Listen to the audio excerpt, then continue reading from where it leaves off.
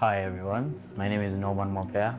I'm a data science student and I'm also valedictorian for 2025's class of Moringa. My journey in Moringa has been nothing short of amazing and incredible, and it has also been hectic. I won't lie to you. The thing that has stood out for me in Moringa was the community. First of all, they care about the students and they care about that you are doing what you're supposed to be doing when you're supposed to be doing. It is upon you as a student as well to know what brought you to Moringa and why you came here and what you're looking for. There's a lot of excitement and a lot of buzz about AI and its capabilities, and we should be excited because this is something that has come and it is coming to stay and it will keep evolving. With that excitement comes also a fear that people are always outwardly talking about it. And the thing I would like to tell people is you can only be replaced by AI if you are not going to leverage its capabilities. Whether you're a business owner, whether you're a marketer, whether you're just a common mwananchi who's going just to use AI for the fun of it, understand what this thing is capable of. Don't just use it for the sake of using it.